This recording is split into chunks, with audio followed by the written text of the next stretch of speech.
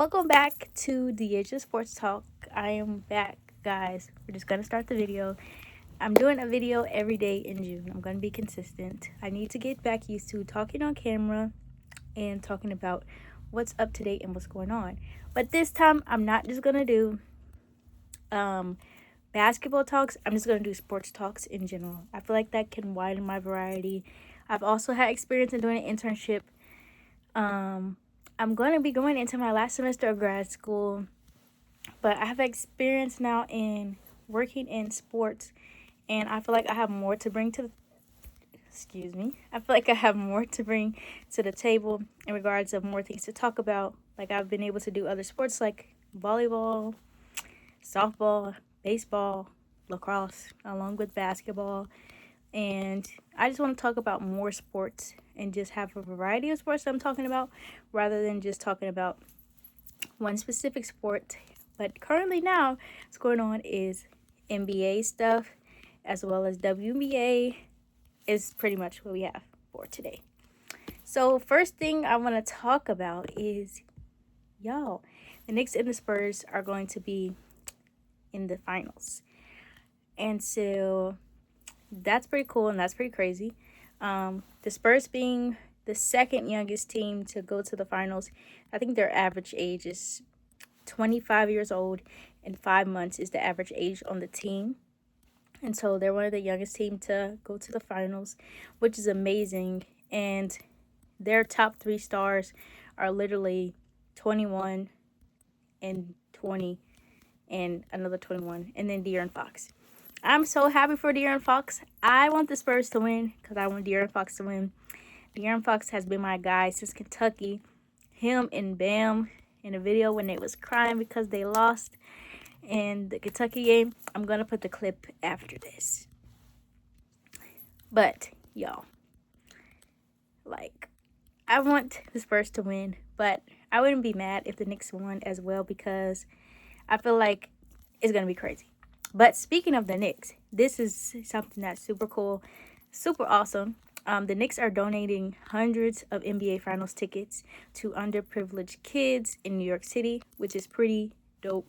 The amount of poverty in New York City is crazy. It's a lot of people that live in New York. So I feel like this is such a great game. I'm going to give you guys the specifics.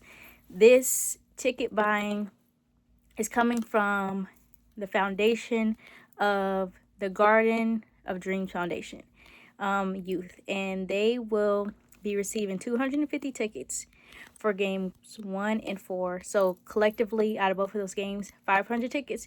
And if they go to a game 6, which hopefully they do, they will be giving out 750 tickets to these underprivileged kids. So shouts out to them. Shouts out to the kids that are going to be able to have an experience of a lifetime seeing an NBA Finals game that these younger kids can potentially tell like how this foundation has impacted them, and they can be able to tell their kids like, I went to a New York Finals game in 2026. We hadn't went to a finals in amount of years. In the time that we got to, I got the opportunity to be able to go to a Knicks game. So hopefully that's a life-changing experience for these kids, and hopefully they enjoy the game. I hope this series is good. People are saying that the Spurs are going to get swept. I don't think they're going to get swept. I feel like Wemby's too competitive. He's competitive, but I feel like he's just too competitive to get swept, But yeah, y'all. Honestly, I think that's super dope, and that's super great. So with that, that's the NBA news I have today. I just wanted to share the foundation. They're giving out tickets, and that's super awesome. Game 1 will be on Wednesday, June 3rd at 7:30 Eastern Time. That'll be game 1. We're going to see who takes game 1, and we're going to come back and talk about who took game 1. So yeah. Okay, next on the news list. I said I would talk about more sports. So we're going to talk about tennis and Miss Serena Williams. Serena is having her comeback after nearly 4 years of basically saying she's done. And she's making her comeback at the Queen's Club in London, which is a very historic tennis match. And she's going to do a double. So Serena's making her comeback in 2026. Is 2026 the new 2016? No, kidding. But yes, y'all. Serena is making herself a comeback. I'm going to talk more about that leading up to it. And like I said, I want to talk about more sports. So definitely going to be adding tennis. And who doesn't want to include Serena? I wonder how she's going to move. I know she was in an Ozempic commercial.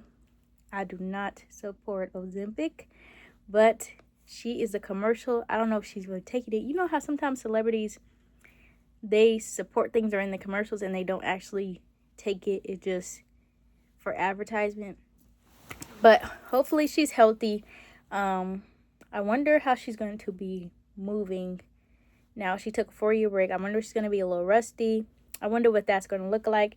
But I'm for sure going to watch the match when she has the match and come back on here and give my feedback of what I feel about the tennis match game. Because I've been getting into tennis too. I actually like tennis. Tennis and lacrosse are the new sports that I find interesting. Tennis, lacrosse, and hockey. Those sports I've been like hockey. I went to my first hockey game this year, and hockey is competitive. Like hockey, they be feisty, and then they gotta go in the penalty box, and I like hockey. So yeah. Next we're gonna get into some WNBA. So today, the Storm and Wings play today, and also that's going to be a good game, the Storms and the Wings. I'm excited to see that game. It's going to be Flage and AZ. And then the Lynx and Mercury play, the Storm and the Wings play at 7, and then the Mercury play at 9. Now, for the last little 4 minutes of the video, because I said it's going to be a quick little 10-minute video, I'm going to get into some little drama that's speculating going around. So, you guys didn't know, Kennedy Carter is on the Aces now. Her and AZ Fudd had a little bit going back and forth, but it was really a one-sided beef. Kennedy Carter was talking mess to AZ. AZ was just hooping and playing. AZ was cooking her, I'm not going to lie. But Kennedy Carter started saying how she was on a leash and all this stuff. In my opinion, Kennedy Carter, everywhere she goes, she just complains. Like, everything is a complaint. Like, you do not have to complain everywhere you go. Everything does not have to be a complaint. It does not have to be a problem everywhere you go. Sometimes you can just go somewhere and you could just have an experience and you can just play and you can just get, and she hasn't even been there a whole season. Like, she recently got traded to the Aces this season. Like, you haven't even been there 2 or 3 years for you to be complaining. And I just feel like everywhere she goes, she has a complaint. Everywhere she goes, it's a problem. Like, girl, just play basketball. If you're coming off the bench, that's okay. You got traded to the Aces. The Aces are a stacked team. They have built a great program, and they've won plenty of championships, and they're trying to build on more. You don't even have a championship. So I'm trying to figure out, you should be wanting to adhere to what they're saying, just buy into the program, and hoop. Why are you, why? So that's how I feel about the situation. I feel like she just needs to play basketball, just chill. Because you was just kicked out the league a couple seasons ago. Like, just chill. You doing too much. But she always do too much. Like, every time she just do the most. So that's how I feel about the situation. But next, I'm going to go on to the next situation, which is Caitlin Clark's attitude about her being frustrated with her coach getting on her about playing defense. And the crowd and the fans being mad that Raven Johnson got subbed in for her and started attacking Raven Johnson. So honestly, in my opinion, for Raven's sake, I'm so happy Raven got drafted into WNBA. But I was so irritated that she got drafted to the Indiana Fever, just because the history with her and Caitlin, and the history with Caitlin's fans, racism, and how they go about things. I'm not even going to say Caitlin Clark's fans and how they go about certain things, and they never say that she's wrong. At the end of the day, Caitlin is a very great women's basketball player. She was great on the collegiate level. She was great in high school. She's becoming one of the greats in the WNBA. However, she does not play defense well at all. She is bad on defense. That's the truth. It don't matter if I like Caitlyn. It don't matter if I don't like Caitlyn. You can tell Caitlyn's defense is what is lacking and what is keeping her from reaching her next level. I'm not even going to say the next level. Her next level, because I feel like Caitlyn is on her own little spacing league, as do I feel like everybody else is. It's certain things when you play basketball and you play sports that you know, if I just add this to my game or if I do this to my game, I could potentially push myself to the next level and be talked about in an even more like great way. Like everybody already talks about how great Caitlyn is, but if she chose to work on her defense, pride herself on defense, she would be even greater. You get what I'm saying? So at the end of the day, yes, Caitlyn is good at basketball, but her defense is terrible. And the WNBA players, they are professionals. Hence WNBA professionals. And they understand and know Caitlyn can't play no defense. So whoever gets that ball and Caitlyn's guarding them, they just attack her the whole time. Like they want that matchup. And then the fever switching doesn't make it no better. And so when they start switching, and then the person, oh, we got Caitlyn done switched on me. They happy. They're like, I'm about to go get a bucket. I'm about to get a foul call because I'm about to bump her. And then they be excited for Caitlyn to guard them so they can cook her. That is a problem. I guess she can go on the other end and score, but at the end of the day, it's like, you're putting your teammates in bad positions because the fact that you're lacking on defense. Then this person got to help. Now they losing their man. Now their man getting in the layup because you not playing defense. You messing up the flow. So she needs to work on her defense. That's just what it is. Get with the practice players after practice. Work on sliding your feet. Work on guarding the other toughest person that's a ball handler. Besides yourself, you need to be guarding them in practice. And you need to take pride in guarding them in practice. And you need to take, you're going to have to take some L's. Yo, defense is not going to look pretty because you're not good at defense. But you need to work on some coordination. You need to work on sliding your feet. You need to work on getting the angles. She needs to work on beating people to the spot.